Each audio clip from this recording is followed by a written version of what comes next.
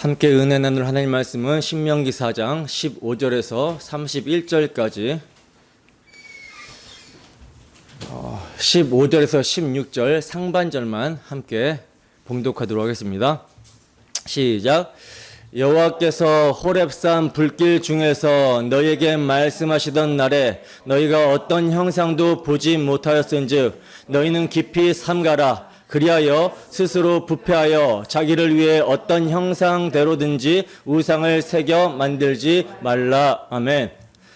우상을 만들지 말라. 우상을 만들지 말라라는 제목으로 하나님 말씀 증거하도록 하겠습니다. 우리가 지난 시간에는요, 요단 동편에서 있었던 지난 역사를 길게 회고했던 모세가 그 회고를 마치고 본격적인 율법의 강론으로 들어가면서 이스라엘 백성들을 향해 이제 내가 너희에게 가르치는 규례와 법들을 듣고 준행하라. 그리하면 너희가 살 것이다 라고 선포하는 내용을 함께 자세히 살펴봤었어요.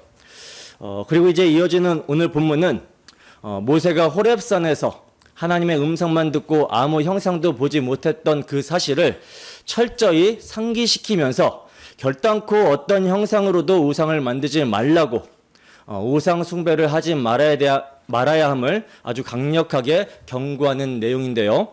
자, 그럼 이제 오늘 본문 말씀을 통해 어떤 형상도 보지 못하였으니 우상을 만들지 말라는 그 명령 속에 담긴 구속사적 의미가 무엇인지, 하나님을 보이는 형상으로 만들어 섬기려는 그 우상 숭배의 죄성이 오늘 우리 안에 어떻게 교묘하게 작동하고 있는지, 그리고 패역하여 흩어진 백성을 환난 중에라도 다시 찾으시는 하나님의 그 언약의 신실하심이 오늘날 우리에게 어떠한 위로와 소망이 되는지에 대해서 성령의 조명하심을 구하며 함께 자세히 살펴보도록 하겠습니다.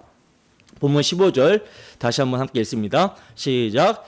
여호와께서 호렙산 불길 중에서 너희에게 말씀하시던 날에 너희가 어떤 형상도 보지 못하였은지 너희는 깊이 삼가라. 아멘. 자, 보시면 지금 모세는 앞서 12절에서 말씀했던 역사적 사실을 다시 한번 언급하면서 상기시키고 있어요.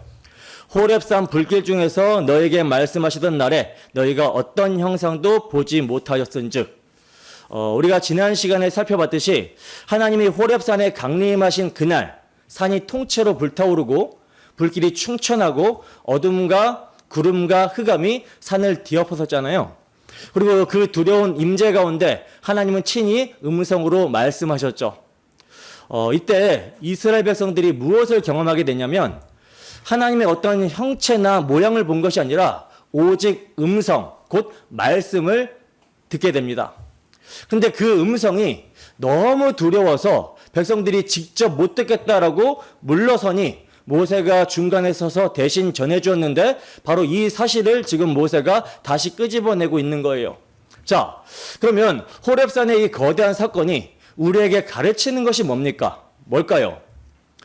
하나님은 보이는 형상으로 자신을 계시하지 않으시고 들리는 말씀, 곧 언약으로 자신을 계시한다라는 사실이에요. 하나님과 이스라엘의 관계는요, 처음부터 형상을 보고 맺어진 관계가 아니라 말씀을 듣고 믿음으로 맺어진 언약의 관계라는 거죠.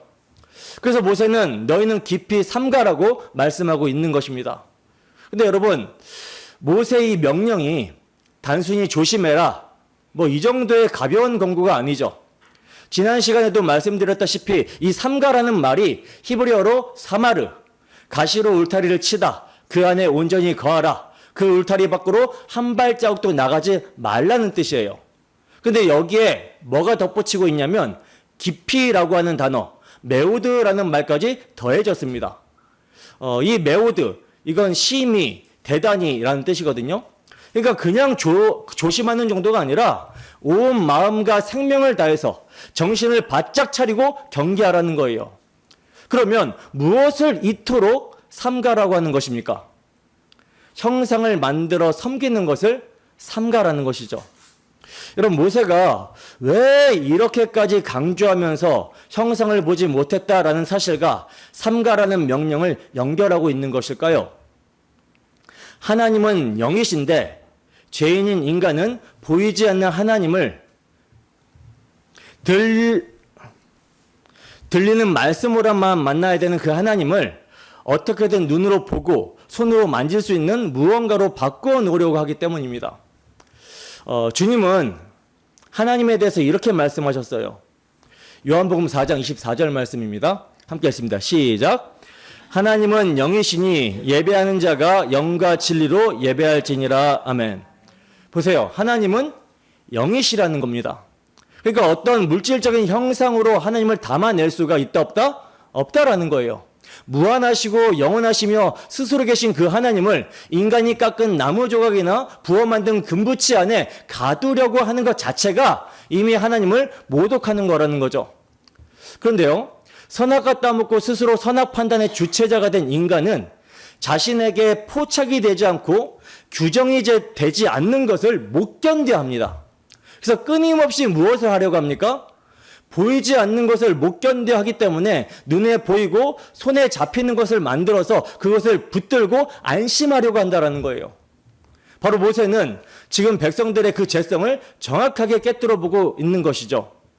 너희가 형상을 못 봤지? 그러니까 형상을 만들 생각조차 하지 말아라. 너희 안에는 반드시 그 형상을 만들고 싶어하는 부패한 본성이 도사리고 있으니 깊이 심히 정신 바짝 차리고 삼가라는 거예요. 이게 단순한 권고가 아니에요. 인간의 본성을 가장 정확하게 진단한 영적인 처방입니다. 자, 그렇다면 여기서 우리 자신을 한번 성찰해 보시기 바랍니다. 우리는 뭔가 보여지는 형상을 만들지 않으니까 이 명령과 상관없다라고 생각하기 쉬운데요. 근데 정말 그럴까요?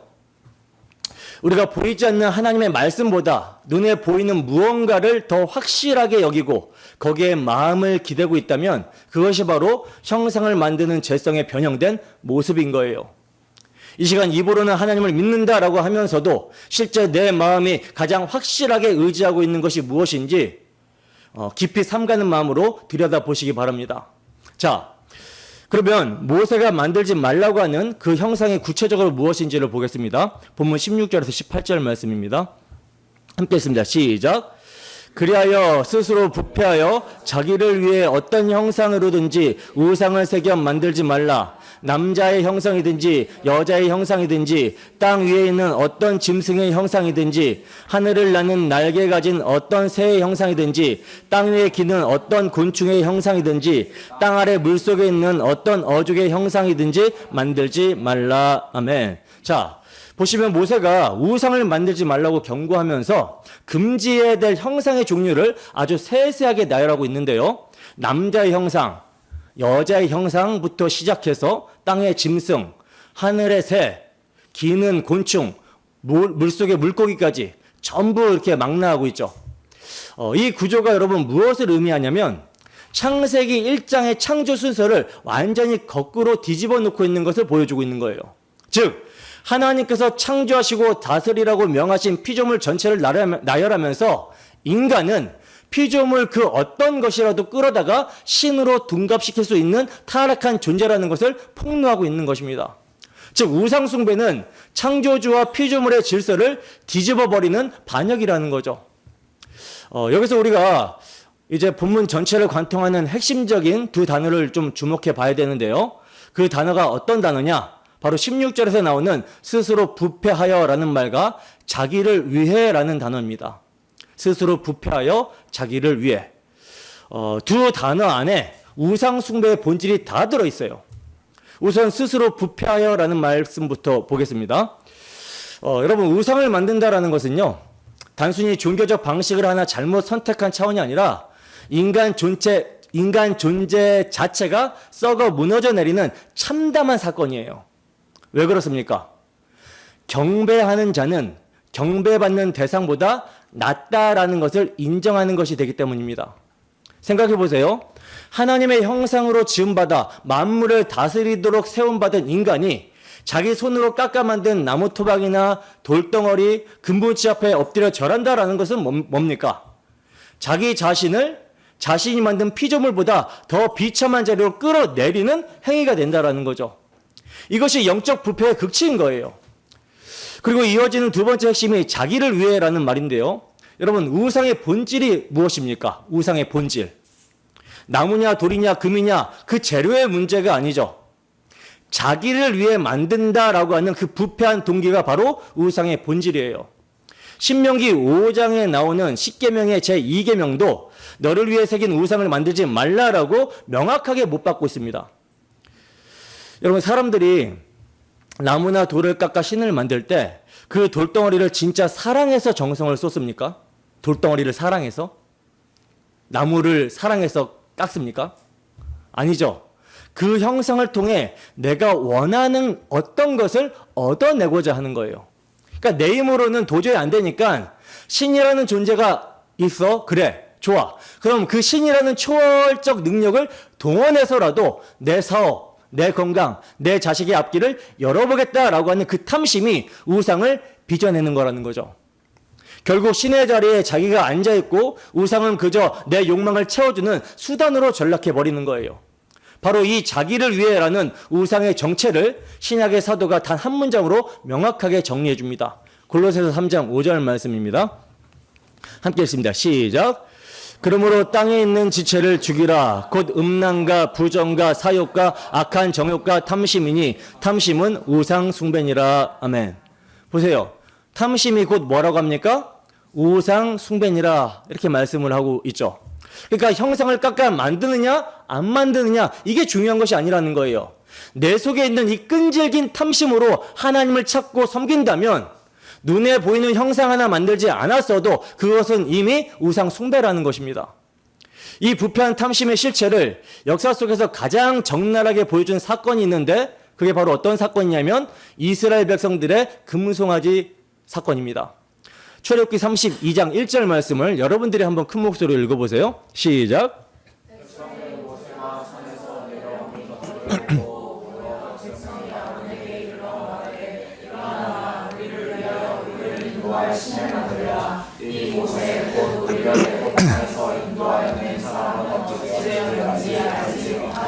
아멘. 자, 여러분, 백성들이 모세가 율법을 받으러 산에 올라갔는데 안 내려오자 아론에게 지금 뭘 요구하고 있어요? 무엇을 요구합니까? 우리를 위하여 우리를 인도할 신을 만들라는 거예요. 철저하게 자기를 위한 신을 요구하고 있죠. 그래서 아론이 백성들의 금고리를 모아서 뭘 만들어 버리냐? 금송아지를 만들어 버립니다. 출애굽기 32장 4절 말씀입니다. 함께 읽습니다. 시작.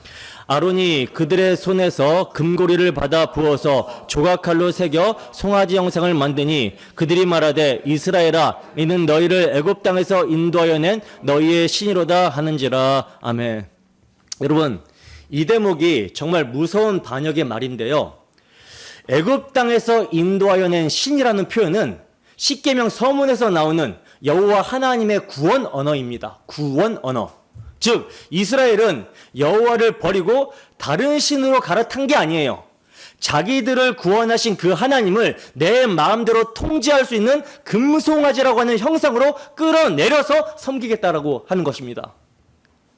그리고 이어지는 장면은 더욱더 충격적인데요. 출애굽기 32장 5절에서 6절 말씀 함께 읽습니다. 시작. 아론이 보고 그 앞에 제단을 쌓고 이에 아론이 공포하여 이르되 내일은 여호와의 절일이니라 하니 이튿날에 그들이 일찍이 일어나 번제를 드리며 화목제를 드리고 백성이 앉아서 먹고 마시며 일어나서 뛰놀더라. 아멘. 보세요 여러분, 이들이 그냥 우상을 만든 게 아닙니다. 제단을 쌓았어요. 제단을 쌓고 여호와의 절일이라고 선포하며 번제와 화목제를 드리고 있죠. 외형적인 모습만 보잖아요. 이건 완벽한 예배입니다. 근데 왜 이것이 끔찍한 우상 숭배입니까? 그 모든 제사와 예배의 동기가 철저히 자기를 위하여, 우리를 위하여였기 때문이에요. 창조주 하나님을 내 욕망의 도구로, 내 기득권을 지켜주는 수호신으로 전락시켜버린 것입니다. 그렇다면 여러분, 이 준엄한 말씀이 오늘날 우리에게 무엇을 묻고 있습니까?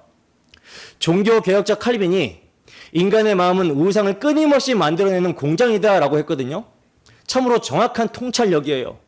눈에 보이는 불상이나 금송아지 같은 형상을 깎지 않으니까 자신은 우상 숭배자가 아니다라고 할 수 없다라는 것입니다. 우리의 마음의 공장은 예배당에 앉아있는 이 거룩한 시간에도 쉬지 않고 자기를 위한 신을 찍어낸다라는 거예요.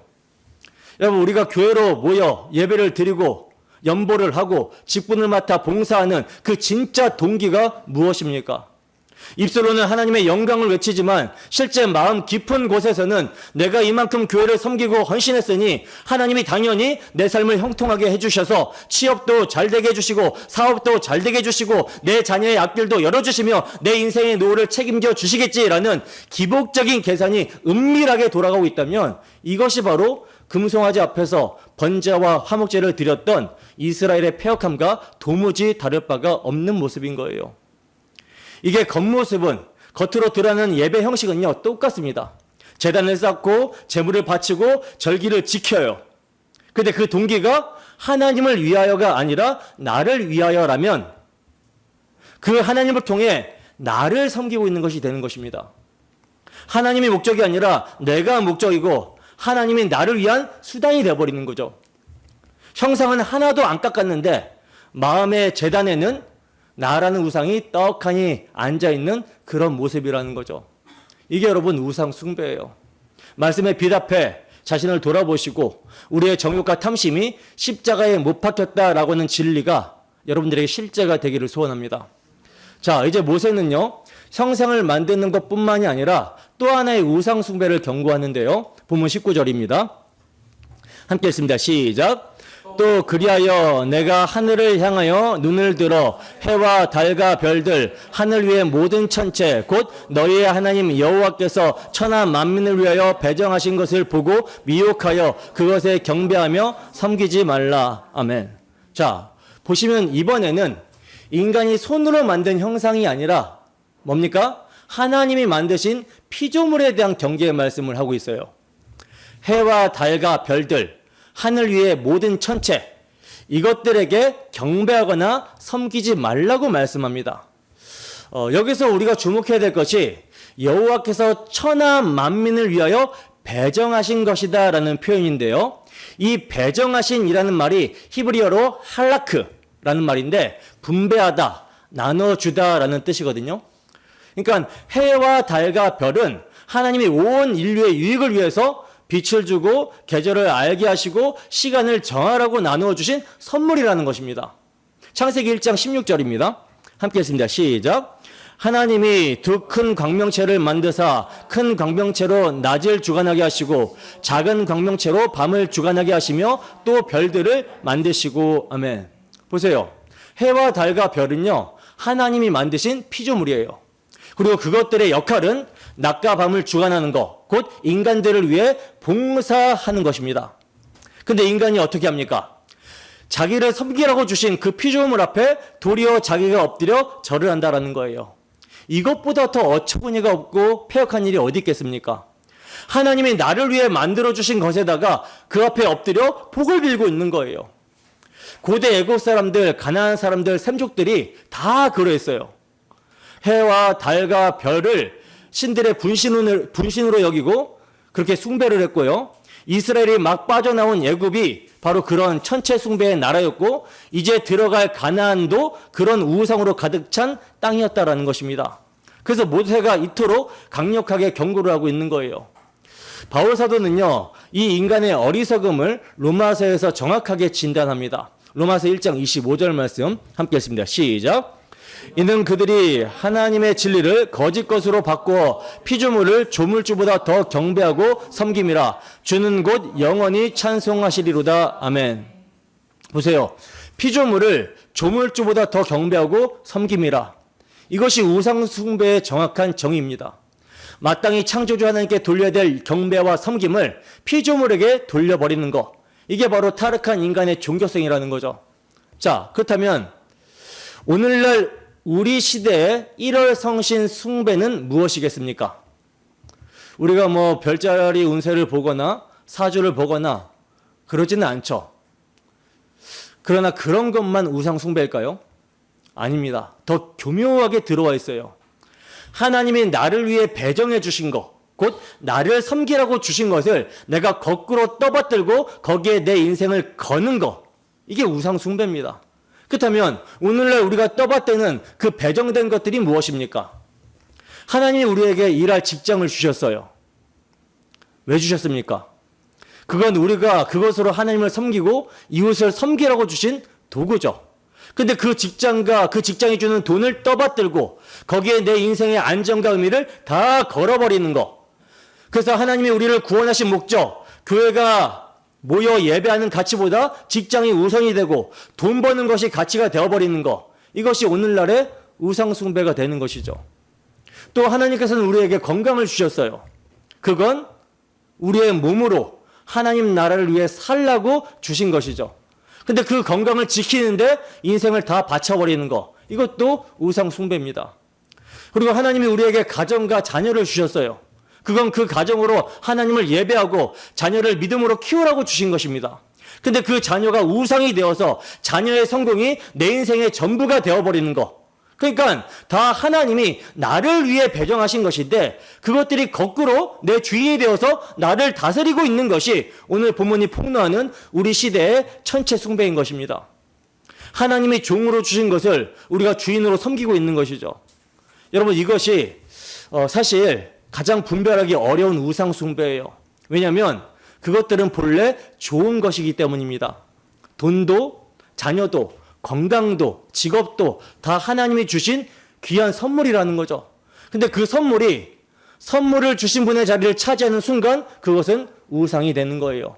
그러면 우리는 이 시간 말씀에 비답해 정직하게 우리의 마음을 성찰해 보셔야 되는 것입니다. 내 마음의 중심에 하나님이 계신가, 아니면 하나님이 주신 그 무엇이 하나님의 자리를 밀어내고 앉아 있는가 성찰해 보셔야 되는 거예요. 자, 이제 모세는 이 우상 숭배의 경고와 함께 이스라엘이 누군지 그 정체성을 상기시키고 있습니다. 본문 20절입니다. 함께 했습니다. 시작. 여호와께서 너희를 택하시고 너희를 새 풀무불 곧 애굽에서 인도하여 내사 자기 기업의 백성을 삼으신 것이 오늘과 같아도. 아멘. 자, 보세요. 모세가 우상을 만들지 말라고 강하게 경고하다가 갑자기 출애굽 사건을 상기시키고 있어요. 왜 여기서 출애굽 사건을 상기시키고 있는가? 여기에 굉장히 깊은 구속사적 논리가 있습니다. 좀 전에 우상 숭배의 본질이 뭐라고 했죠? 자기를 위하여 신을 만드는 거였죠. 근데 그 자기 중심성을 깨뜨리는 유일한 방법이 무엇이냐? 바로 내가 누구이며 내가 어떻게 구원을 받았는가를 기억하는 거예요. 그래서 모세는 출애굽 사건을 상기시키고 있는 것입니다. 먼저 새 풀무불 곧 애굽이라는 표현을 보세요. 새 풀무불이 여러분 무엇입니까? 쇠를 녹이는 그 용광로죠. 용광로. 애굽이 이스라엘에게 그런 곳이었다라는 거예요. 이스라엘이 400년 동안 애굽에서 노예로 살면서 당한 학대와 고통이 마치 쇠를 녹이는 용광로 속에 던져진 것 같았다라는 것이죠. 그런데 하나님이 그 용광로에서 그들을 인도하여 내셨다라는 것입니다. 그냥 빼낸 게 아니에요. 어떻게 빼내셨습니까? 유월절 어린 양의 피로 빼내셨습니다. 출애굽기 6장 6절에서 7절 말씀입니다. 함께 했습니다. 시작. 그러므로 이스라엘 자손에게 말하기를 나는 여호와라 내가 애굽 사람의 무거운 짐 밑에서 너희를 빼내며 그들의 노역에서 너희를 건지며 편팔과 여러 큰 심판들로서 너희를 속량하여 너희를 내 백성으로 삼고 나는 너희의 하나님이 되리니 나는 애굽 사람의 무거운 짐 밑에서 너희를 빼낸 너희의 하나님 여호와인 줄 너희가 알지라. 아멘. 보세요. 하나님이 뭐라고 말씀하십니까? 너희를 속량하여 너희를 내 백성으로 삼겠다라고 하시죠. 그냥 풀어주는 것이 아니에요. 속량, 값을 치르고 사시겠다라는 것입니다. 그 값이 무엇입니까? 유월절 어린 양의 피라는 거죠. 애굽의 모든 장자들이 다 죽임을 당하던 그날 밤에 문설주에 어린 양의 피를 바른 집은 죽음이 넘어갑니다. 그 피로 사신 백성이 이스라엘이라는 거죠. 그래서 하나님이 그들을 자기 기업의 백성으로 삼으셨다라고 하시는 거예요. 기업이라는 말이 정당한 소유, 내 몫이라는 뜻이거든요. 피로 사셨으니 하나님의 정당한 소유가 된 것입니다. 왜 모세가 우상에 대한 경고 항복판에서 이 출애굽을 상기시켰는지 아시겠죠? 그래서 성경을 보면요, 이스라엘 백성들이 위기에 빠질 때마다 하나님이 항상 출애굽 사건을 상기시키는 것을 보게 되는 거예요. 사사기 2장 1절 말씀입니다. 함께 했습니다. 시작.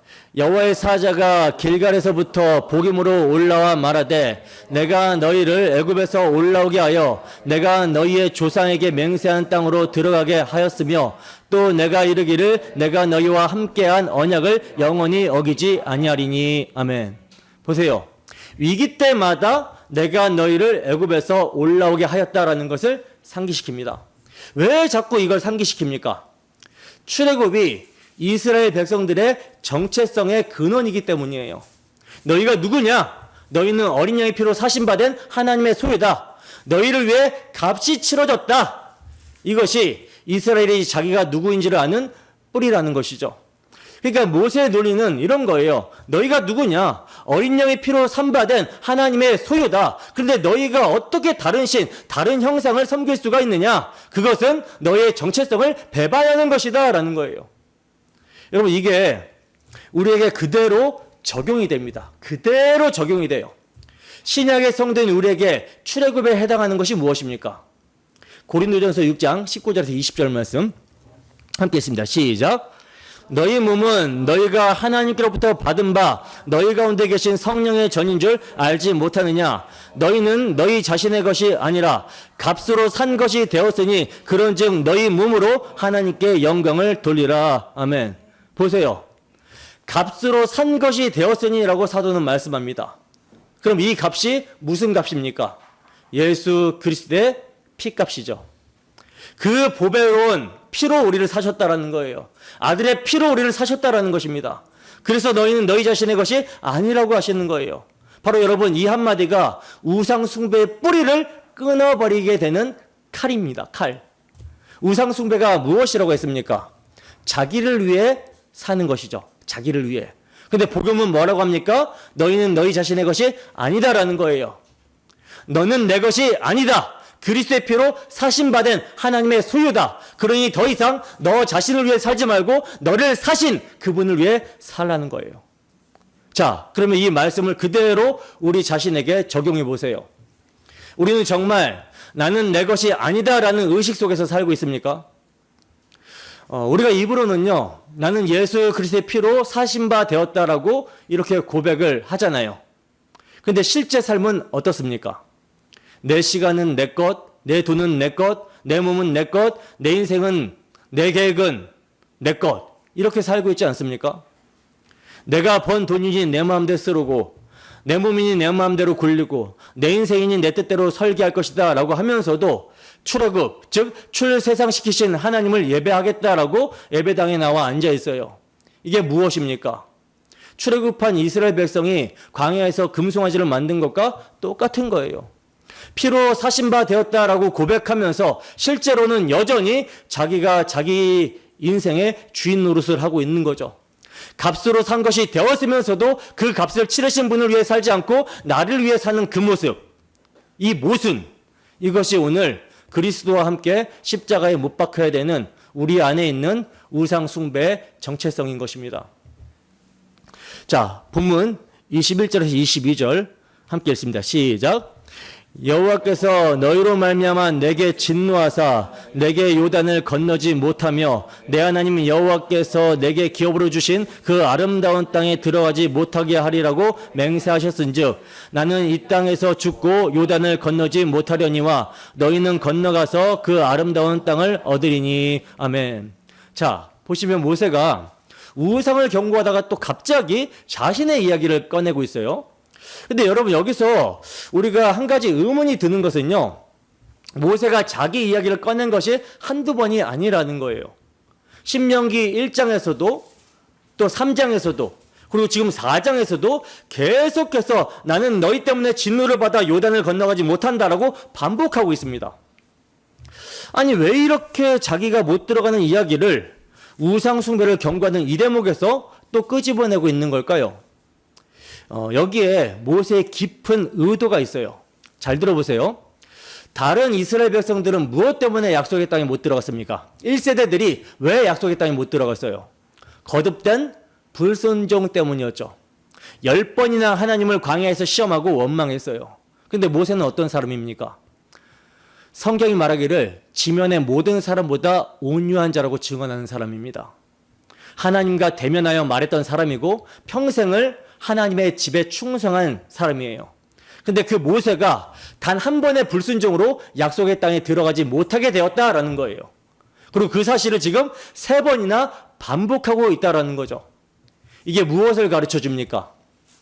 거룩하신 하나님이 어떤 분이신지를 알게 하려는 거예요. 모세 같은 위대한 지도자도 단 한 번 하나님의 거룩하심을 가린 그 죄로 인해서 들어가지 못했다면 하나님의 거룩함 앞에서 함부로 행할 수 있는 사람은 아무도 없다라는 거죠. 그러니까 모세는 지금 자기 자신을 살아있는 교훈으로 내어놓고 있는 것입니다. 하나님의 거룩하심이 그토록 어미하시다라는 거예요. 그렇게 거룩하신 하나님을 나무 토막이나 돌덩어리 수준으로 내 탐심을 채워주는 도깨비 방망이 수준으로 끌어내려 섬긴다라는 것이 얼마나 무서운 죄냐, 이것을 보여주려고 모세가 자기 이야기를 우상 경과 한복판에 끼워 넣은 거라는 거죠. 모세가 자기의 수치를 온 백성 앞에 드러내면서까지 가르치려고 했던 것은요, 하나님의 거룩하심을 똑바로 보라는 거였어요.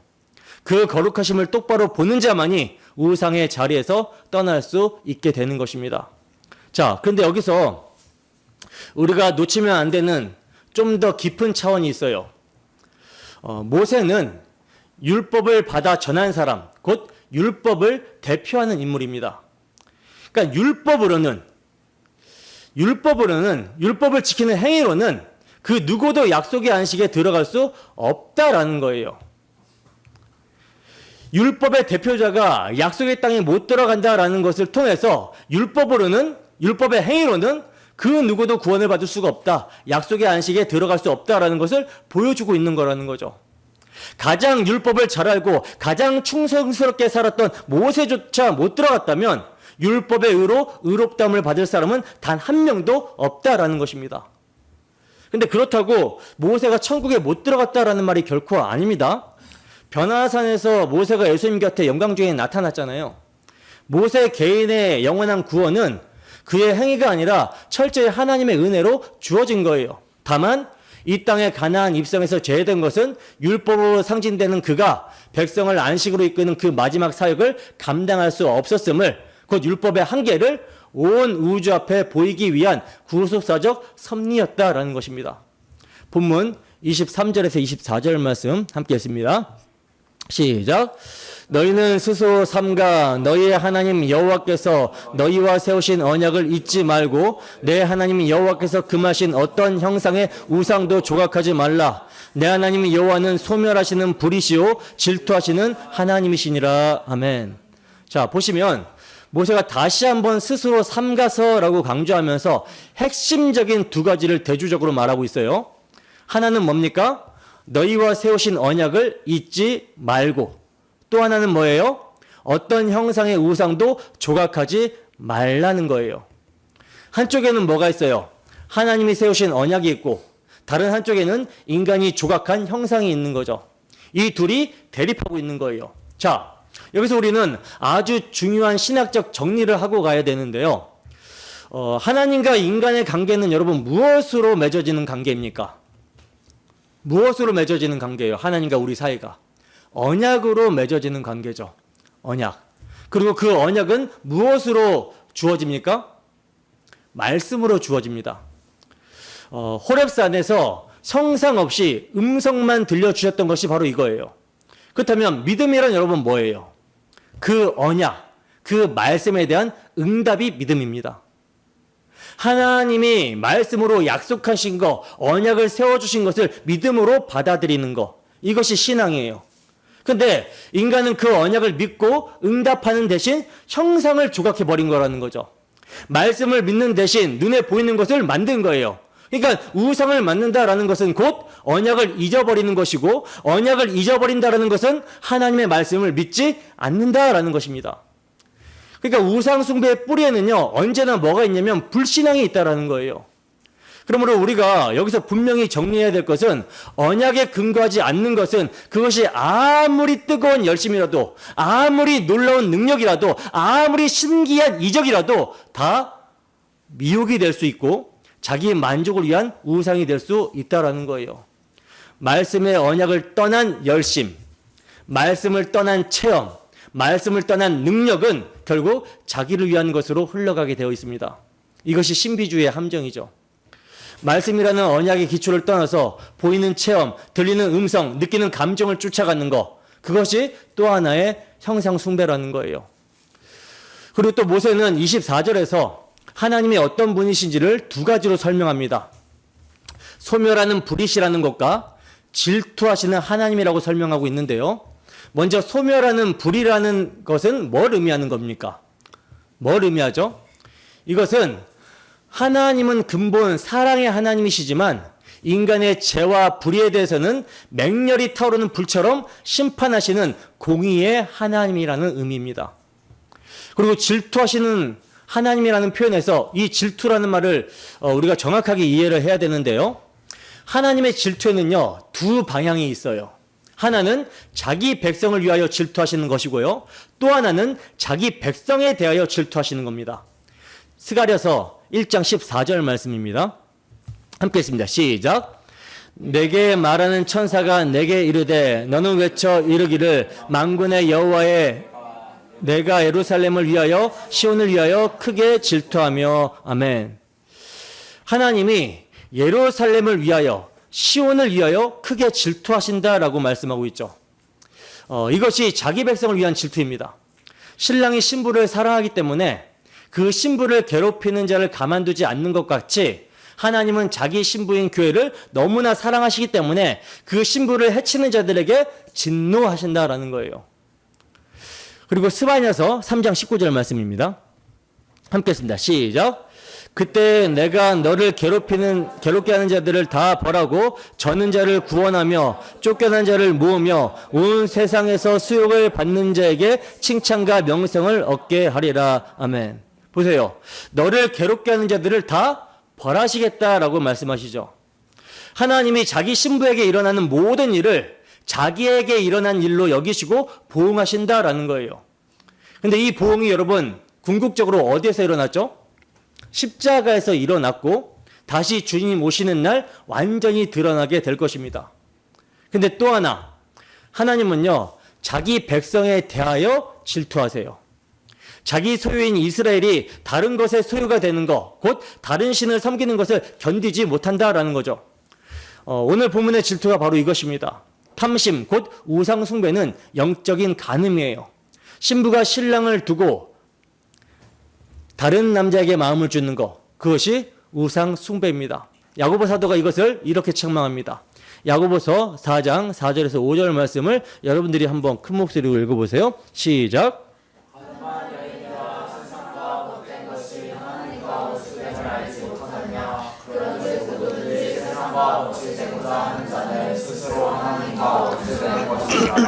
너희는 하나님이 우리 속에 거하시게 하신 성령이 시기하지 아멘. 자, 보세요. 야고보 사도가 복음을 잊고 세상과 벗된 자들을 향해 간음한 여인들아 이렇게 부르고 있죠. 그리고 하나님이 우리 속에 두신 성령이 시기하기까지 곧 질투하기까지 우리를 사모한다라고 말씀합니다. 여러분, 이게 무서운 책만 같지만 사실은 그 안에 놀라운 은혜가 있어요. 야고보 사도가 이어서 뭐라고 합니까? 그러나 더욱 큰 은혜를 주시나니라고 말씀을 합니다. 그러니까 하나님의 그 질투가 세상과 간음하고 있는 우리를 깨닫게 하시고 회개케 하시고 결국 겸손하게 다시 십자가 복음을 붙들게 하시는 더 큰 은혜로 이어지게 된다는 거예요. 그 은혜가 무엇입니까? 우리가 세상과 벗되어 간음하고 있다는 것을 깨닫게 하시고 회개하게 하셔서 다시 겸손히 복음을 붙들게 하시는 거죠. 자, 그렇다면 이 말씀이 오늘날 우리에게 무엇을 묻습니까? 우리는 하나님이 소멸하시는 불이시오 질투하시는 하나님이라는 이 사실 앞에서 정말 두려운 마음으로 살고 있습니까? 아니면 하나님을 너무나 만만하게 내 비위를 맞춰주는 분 정도로 여기고 있습니까?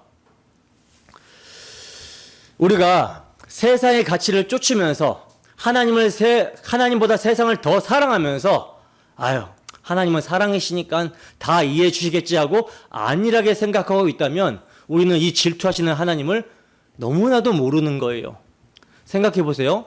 사랑하는 남편이 있는데 그 아내가 다른 남자와 정을 통하면서 우리 남편은 너그러우니까 괜찮을 거야 라고 한다면 그게 말이 됩니까?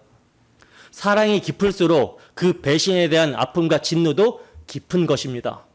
하나님이 우리를 시기하기까지 사랑하신다라는 것은 그만큼 우리가 다른 것에 마음을 빼앗기는 것을 아파하신다라는 뜻이에요. 우리가 입으로는 하나님을 사랑한다라고 하면서 마음은 온통 세상의 성공과 안락에 가 있다면 우리는 지금 영적으로 간음하고 있는 것이 되는 것입니다. 이 시간 우리 마음의 정조가 누구를 향하고 있는지 정직하게 살펴보셔야 되는 거예요. 자, 모세는 이제 우상 숭배의 결과가 무엇인지를 무섭게 경고합니다. 본문 25절에서 26절 말씀입니다. 함께 읽습니다. 시작.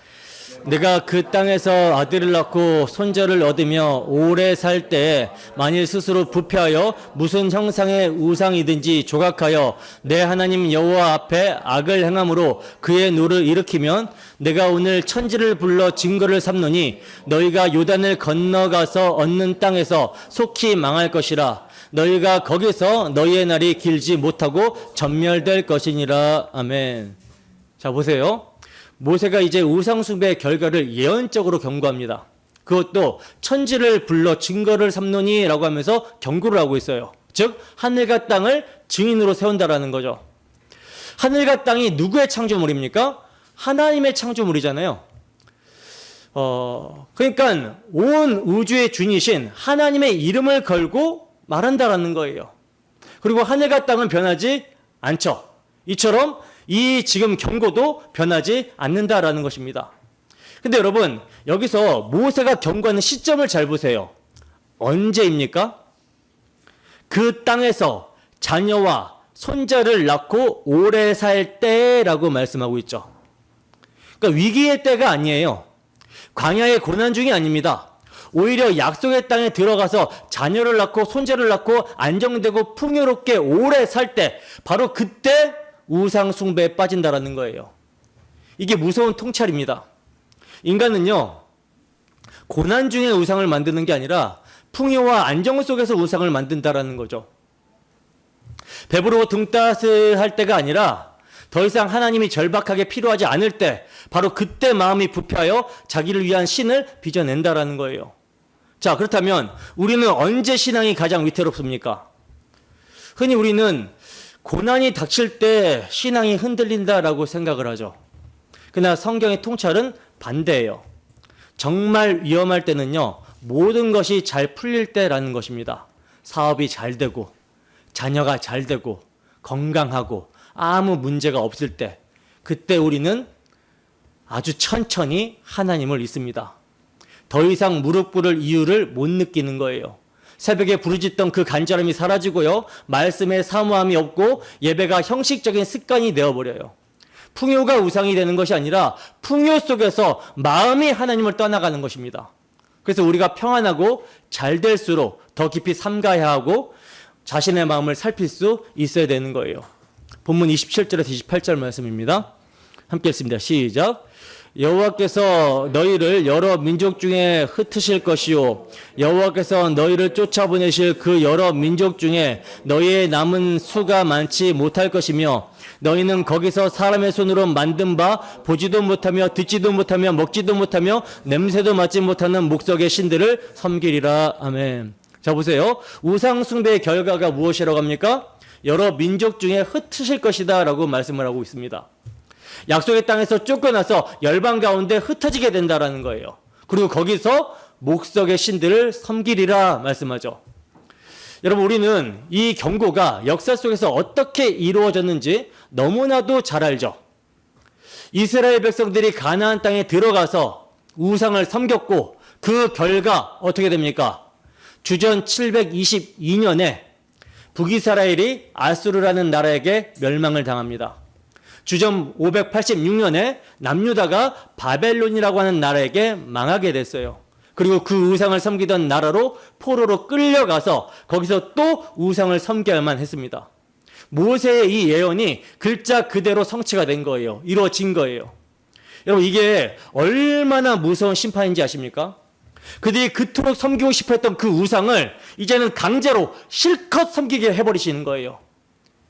이게 하나님이 간섭하지 않고 자유를 주고 내버려 뒀을 때의 결과입니다. 심판이에요. 로마서 1장 24절에서 25절 말씀입니다. 함께 했습니다. 시작. 그러므로 하나님께서 그들의 마음의 정욕대로 더러움에 내버려 두사 그들의 몸을 서로 욕되게 하게 하셨으니 이는 그들이 하나님의 진리를 거짓 것으로 바꾸어 피조물을 조물주보다 더 경배하고 섬김이라. 주는 곧 영원히 찬송하실 이시로다. 아멘. 보세요. 하나님이 그들을 마음의 정욕대로 그 더러움에 내버려 두사라고 말씀합니다. 그리고 그 죄가 무엇입니까? 피조물을 조물주보다 더 경배하고 섬김이라. 오늘 본문의 우상숭배가 정확하게 이거예요. 하나님이 가장 무섭게 심판하시는 방식은요, 벼락을 내리치시는 것이 아니라 그냥 그 사람이 원하는 대로 내버려 둬버리시는 것입니다. 네가 그렇게 우상을 원하느냐? 그럼 실컷 섬겨봐라 하고 손을 떼버리시는 거죠. 근데 여러분, 모세가 그 목석의 신들을 묘사하는 것을 한번 잘 보세요. 보지도 못하고 듣지도 못하며 먹지도 못하고 냄새도 맡지 못한다. 즉, 그 우상의 정체가 결국 흙이고 나무고 돌이고 새라는 겁니다. 인간이 자기 손으로 만든 그 물건이 인간에게 도대체 무슨 복을 줄 수 있겠습니까? 시편 기자가 이 점을 정확하게 드러냅니다. 시편 115편 4절에서 8절 말씀입니다. 시편 115편 4절에서 8절 말씀 함께 했습니다. 시작. 그들의 우상들은 은과 금이요 사람이 손으로 만든 것이라. 입이 있어도 말하지 못하며 눈이 있어도 보지 못하며 귀가 있어도 듣지 못하며 코가 있어도 냄새 맡지 못하며 손이 있어도 만지지 못하며 발이 있어도 걷지 못하며 목구멍이 있어도 작은 소리조차 내지 못하느니라. 우상을 만드는 자들과 그것을 의지하는 자들이 다 그와 같으리로다. 아멘. 보세요. 시편 기자는요, 우상을 만드는 자들과 그것을 의지하는 자들이 다 그와 같으리로다 라고 말씀합니다. 무슨 말입니까? 우상을 섬기는 자는 그 우상을 닮아간다라는 것이죠. 보지 못하는 우상을 섬기면 영적으로 보지 못하는 자가 되고, 듣지 못하는 우상을 섬기면 영적으로 듣지 못하는 자가 된다라는 거예요. 사람은요, 자기가 경배하는 대상, 자기가 예배하는 대상을 닮아가게 되어 있습니다. 자, 그러면 이것을 우리의 삶에 적용해 봅시다. 우리가 돈을 의지하면 어떻게 됩니까? 점점 돈을 닮아가요. 계산적이 되고요, 인색해지고요, 사람을 돈으로 평가하게 됩니다. 우리가 사람의 인정을 우상으로 섬기면 어떻게 됩니까? 점점 사람의 눈치를 보는 노예가 되어갑니다. 우리가 세상의 성공을 우상으로 삼으면 어떻게 됩니까? 점점 영적인 감각이 무뎌지고 말씀이 들리지 않고 하나님의 말씀이 아닌 세상의 가치를 따라가게 되는 거예요. 우상을 닮아서 영적으로 보지도 듣지도 못하는 자가 되어간다라는 거죠. 그러므로 우리가 무엇을 의지하고 무엇에 인생을 걸고 있는지, 그것이 우리를 어떤 사람으로 만들어가고 있는지 이 시간 정직하게 돌아봐야 되는 것입니다. 본문 29절에서 31절 말씀입니다. 함께 했습니다. 시작.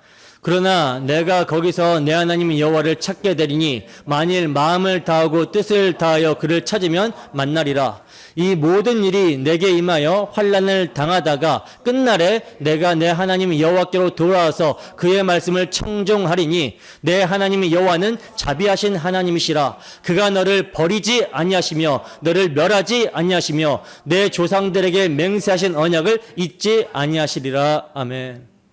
자, 보시면 26절부터 28절까지 그렇게 무섭게 심판을 경고하던 모세가 갑자기 반전, 그러나라는 말을 하고 있어요.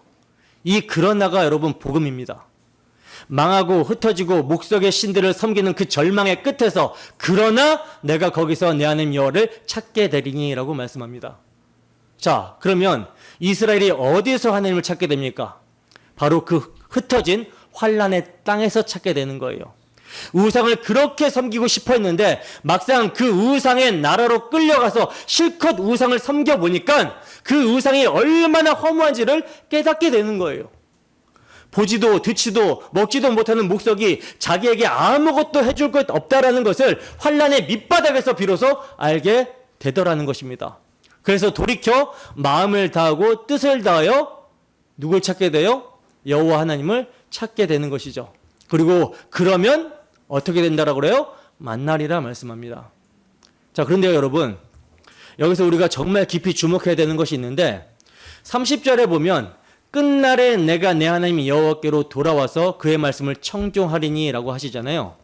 여러분, 이 말씀을 청종한다라는 것이 뭘 의미하는 걸까요? 이스라엘이 다시 율법 조문을 잘 지키며 산다라는 뜻입니까? 물론 부분적으로는 그런 일들이 일어나죠. 근데 본질은 그게 아니에요. 여호와께로 돌아와 그 말씀을 청종한다라는 것의 궁극적인 의미는 바로 예수 그리스도를 믿는 것입니다. 자, 그러면 예수 그리스도를 믿는다라는 것이 무엇입니까? 이걸 정확하게 알아야 되는데요. 예수를 믿는다라는 것은요, 예수님을 믿는다라는 것은 바로 나의 탐심이 그분을 죽였다라는 것을 시인하는 거예요. 오늘 본문 내내 우상 숭배의 본질이 무엇이라고 했습니까? 자기를 위해 사는 것, 즉 탐심으로 사는 것이었죠. 근데 그 탐심이, 그 자기 사랑이 하나님의 아들을 십자가에 못 박았다라는 거예요.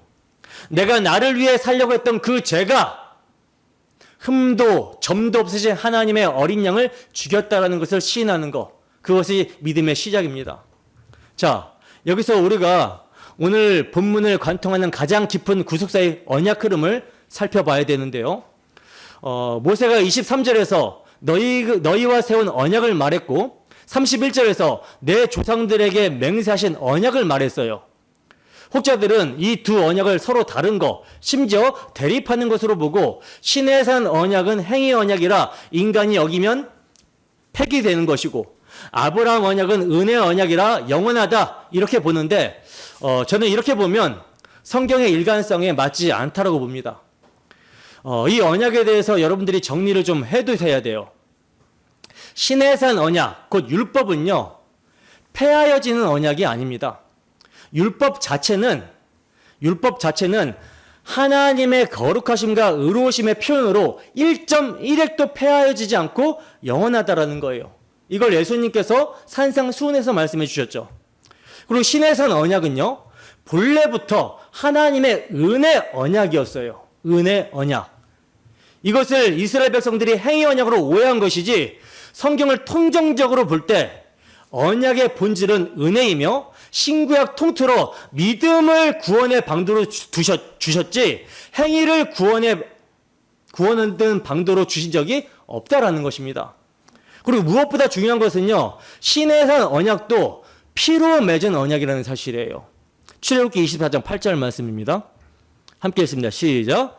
모세가 그 피를 가지고 백성에게 뿌리며 이르되 이는 여호와께서 이 모든 말씀에 대하여 너희와 세우신 언약의 피니라. 보세요. 모세가 시내 산에서 율법을 받았을 때 그냥 말로만 언약을 맺은 게 아니라는 거예요. 언약의 피를 백성들에게 뿌렸습니다. 무슨 말입니까?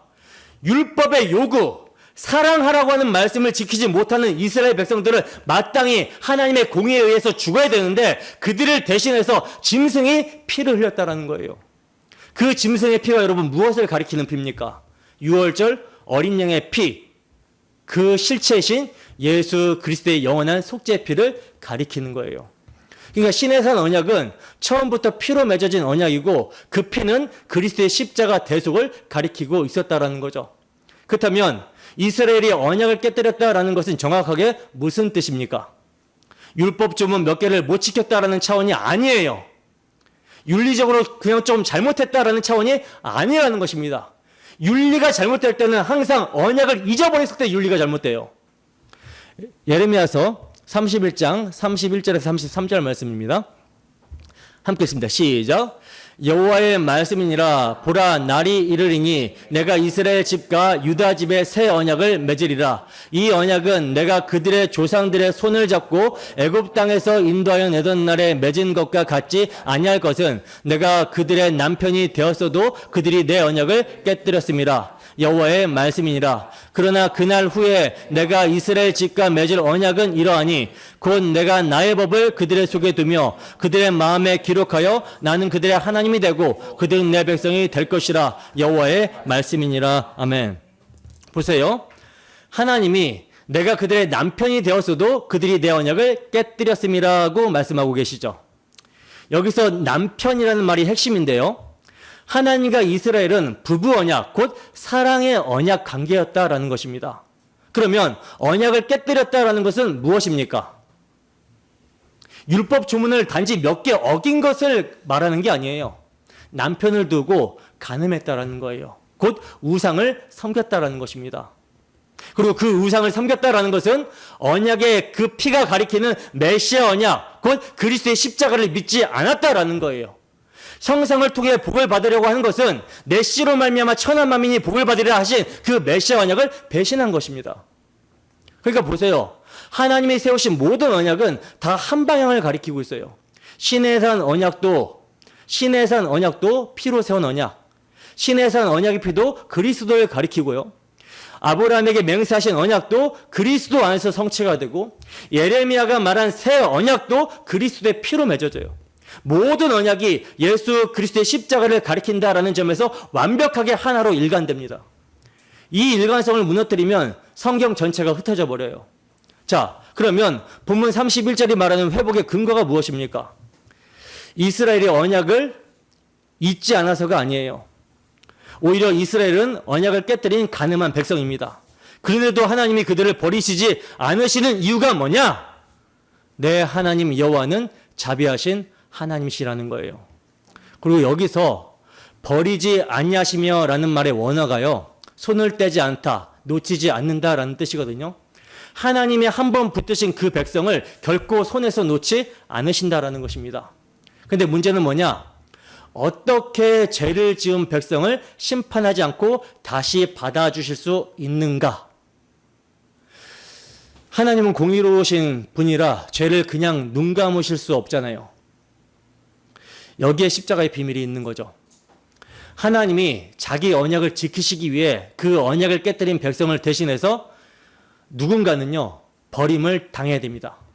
근데 그 버림당하신 분이 누구예요? 바로 예수 그리스도시라는 거예요. 31절에서 하나님이 너를 버리지 아니하시며 라고 약속하셨잖아요. 그 약속을 지키시기 위해 버림받아 마땅한 우리를 대신해서 하나님의 아들이 버림을 당하신 것입니다. 예수님이 십자가 도상에서 엘리 엘리 라막 사박다니, 나의 하나님 어찌하여 나를 버리시나이까 라고 외치며 버림을 받으셨기 때문에, 그래서 이스라엘을 향한 버리지 아니하시라고 하는 이 언약이 이루어진 것입니다. 이것을요, 모세가 그리스도의 영이 임해서 미리 내다보며 증언한 거라는 거죠. 자, 그러므로 주께로 돌아온 자, 곧 말씀을 청종하는 믿음의 사람은 여러분 어떤 사람들입니까? 이제 더 이상 자기를 의지하지 않는 사람입니다.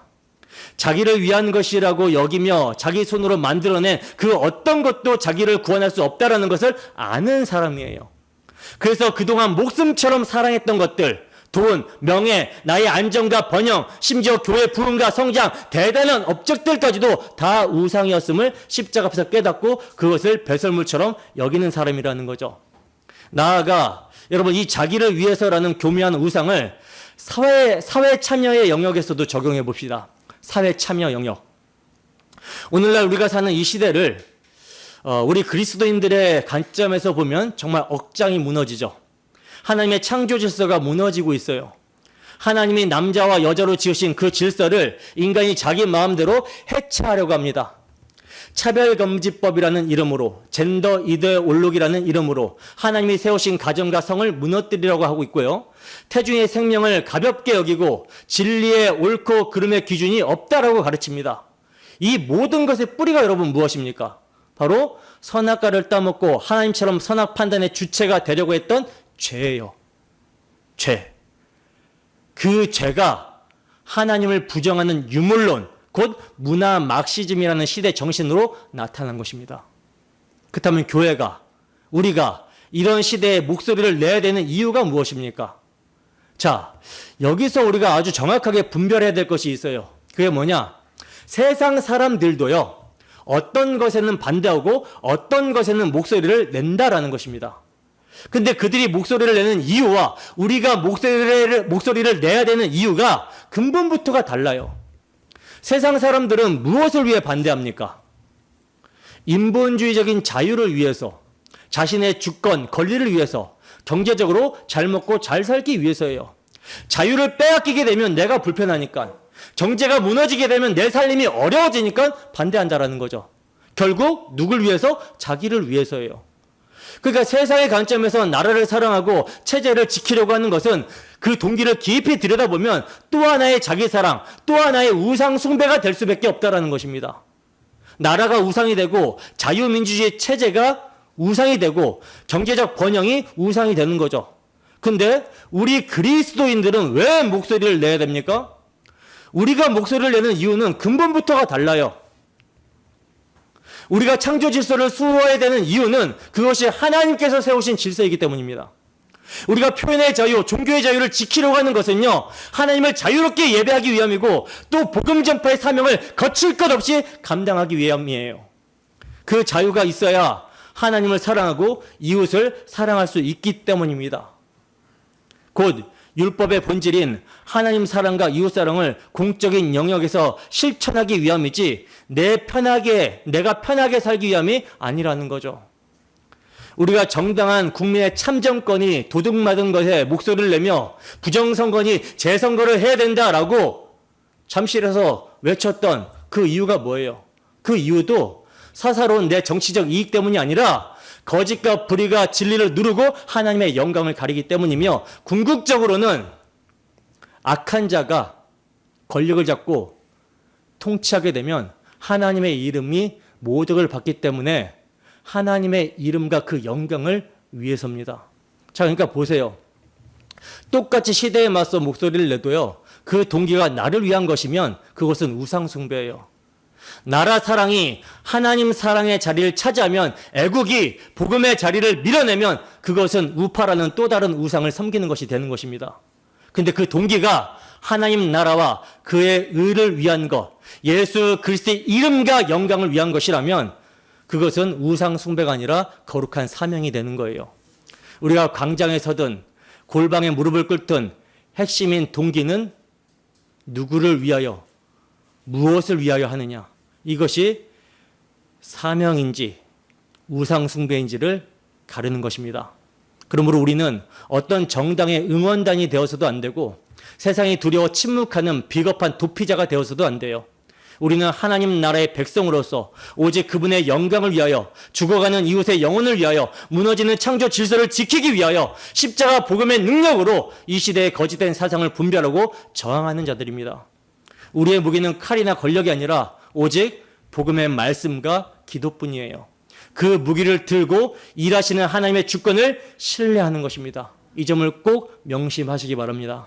이제 말씀을 맺겠습니다.